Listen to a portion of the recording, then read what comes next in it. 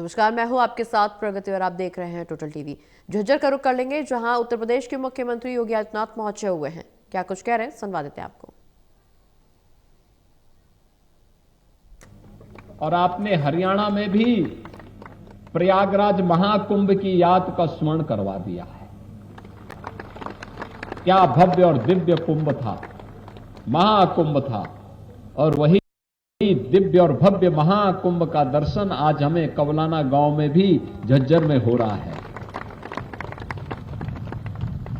यानी आपस में मिलने का, सनातन धर्म का प्रचार प्रसार करने का, नाथ संप्रदाय के योगेश्वरों सिद्धों की शिक्षाओं के प्रचार प्रसार करने का, योग और ध्यान के माध्यम से, प्राणायाम के माध्यम से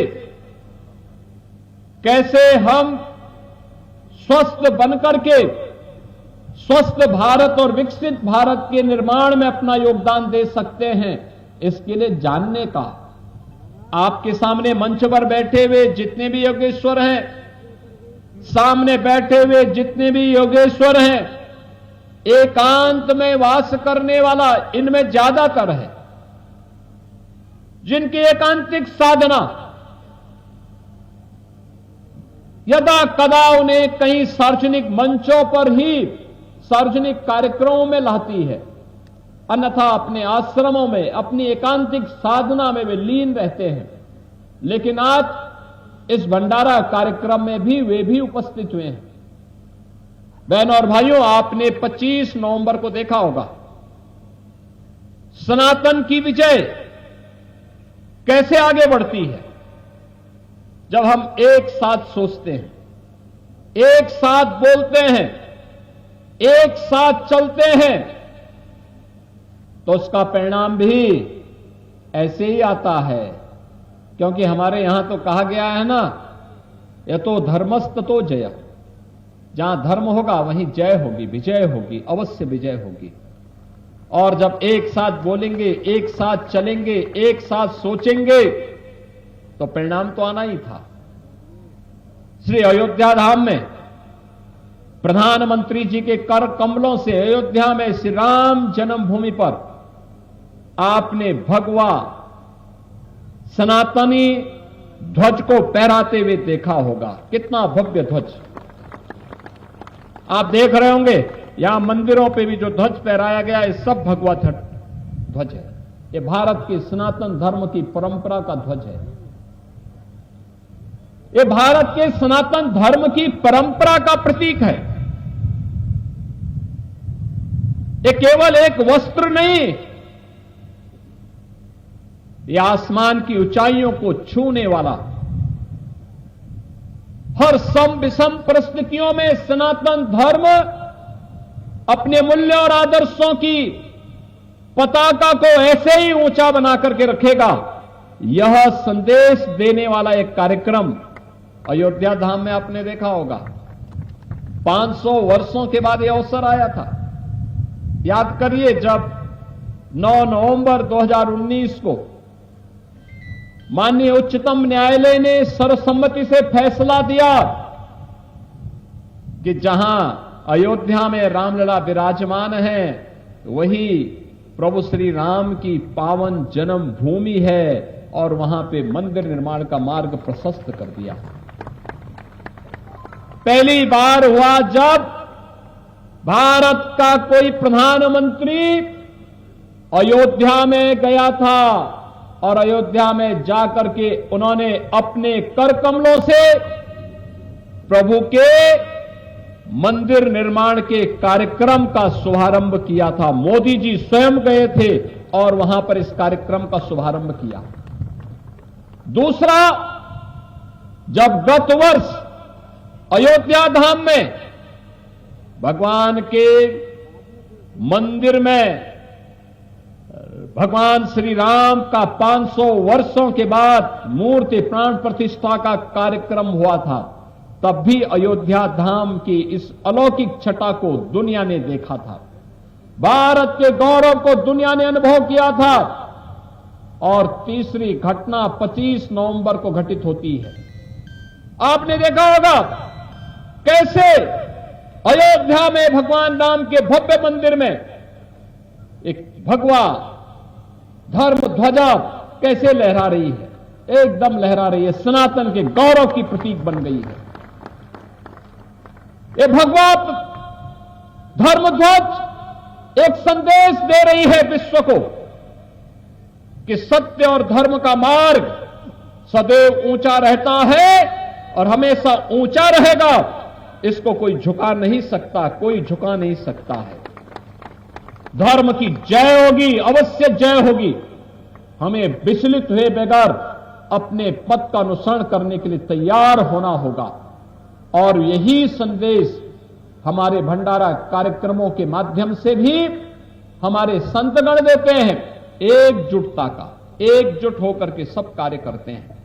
बहनों और भाइयों, आज जब मैं हरियाणा में आया हूं इस कार्यक्रम में, मुझे दो बातें आपके साथ करनी है और वो बातें इसलिए करनी है, हजारों की संख्या में यहां पे संतगण भी हैं, योगेश्वर भी हैं, भक्तगण भी हैं और हम लोग आज इस भंडारा कार्यक्रम में हैं।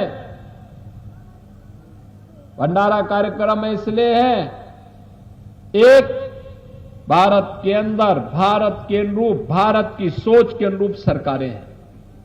हरियाणा में भी डबल इंजन की सरकार है, डबल इंजन की सरकार, दोनों मिलकर के एक दिशा में सोचते हैं।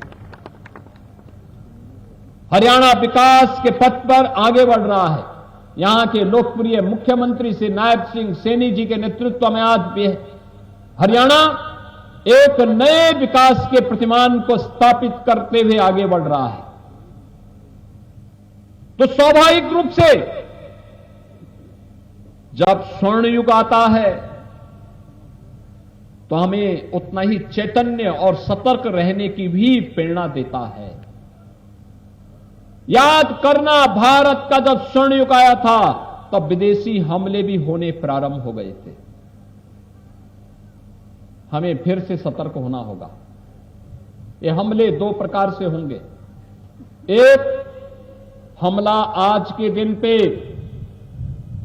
पीछे हाथ होगा विदेशियों का, लेकिन सतर्क हमें होना होगा।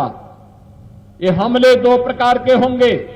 एक हमला होगा धर्मांतरण के माध्यम से और दूसरा होगा नशा के माध्यम से।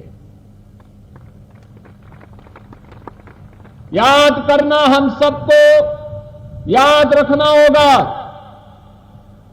कोई भी सनातन विरोधी कार्य स्वीकार्य नहीं होना चाहिए। भारत और विश्व मानवता की रक्षा करने के लिए सनातन धर्म की रक्षा आवश्यक है। अगर दुनिया के अंदर इस चराचर जगत की रक्षा करनी है तो सनातन की रक्षा करनी होगी, उसे सुरक्षित करना होगा, उसे हर हाल में सुरक्षित बनाना होगा। और ये तभी होगा जब हम सब मिलकर के एक रहेंगे। हमें बंटना नहीं है, बटेंगे तो कटेंगे। याद करना, जब भी हुआ है, जब भी बटे हैं, यही हुआ है। ये जाति के नाम पर नहीं बंटना है, तुष्टीकरण के नाम पे नहीं बंटना है, क्षेत्र के नाम पे नहीं बंटना है, भाषा के नाम पे नहीं बंटना है। सबको एक रहना है, एकजुट होकर के भारत के सनातन धर्म की ध्वजा पताका को अयोध्या में जैसे राम जन्मभूमि पे धर्म ध्वजा फहरा रही है, ऐसे ही सनातन की धर्म ध्वजा हर घर पर, हर सनातनी के घर पर लहराती हुई दिखाई देनी चाहिए। और दूसरा, नशा के खिलाफ एक प्रहार। ये नशा के कारोबार पूरी व्यवस्था को खोखला बनाने का कार्य कर रहे हैं। नशा नाश का कारण है, व्यक्ति की सोचने की सामर्थ्य समाप्त कर देती है। हमें हर हाल में हर प्रकार के नशे को दूर करना होगा, अपने युवाओं को इससे बचाना होगा, अपनी वर्तमान पीढ़ी को बचाना होगा, समाज को बचाना होगा। कोई भी उसकी नजदीक ना आने दे। याद करना, हमारा दुश्मन लगातार फिराक में है। वह किसी न किसी रूप में नशा का कारोबार भारत के अंदर फैलाना चाहता है। लगातार सीमा पार से इस प्रकार की शरारतें हो रही हैं। हम जाने अनजाने में इसकी चपेट में कतई ना आने पाए, कतई ना आने पाए, अन्यथा आने वाली पीढ़ियां, आने वाला भविष्य हमें कभी माफ नहीं करेगा, कभी माफ नहीं करेगा।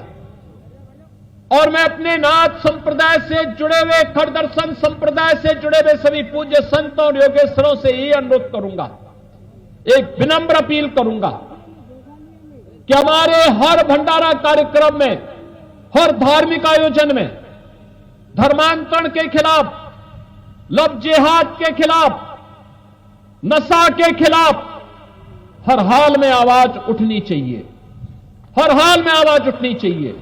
क्योंकि जो हमारी वर्तमान को खोखला बना रहा हो, हमारे आने वाली पीढ़ी के भविष्य को अंधकार की ओर धकेल रहा हो, उसे हमें कतई बर्दाश्त नहीं करना है, कतई बर्दाश्त नहीं करना है। हमें उसके खिलाफ एक बड़े अभियान को लेकर के चलना होगा। मैं अभी देख रहा था, नाथ संप्रदाय के कुछ गृहस्थ जोगी सारंगी बजा करके कार्यक्रम में आते समय अभिवादन कर रहे थे।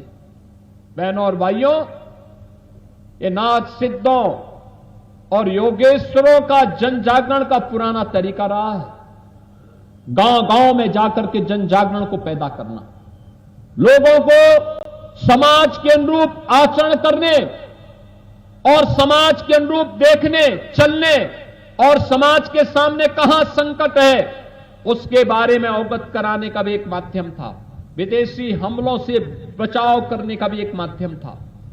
समाज को संगठित करने का पंजाब, हरियाणा, राजस्थान में बड़े पैमाने पे इस पे कार्य होते थे।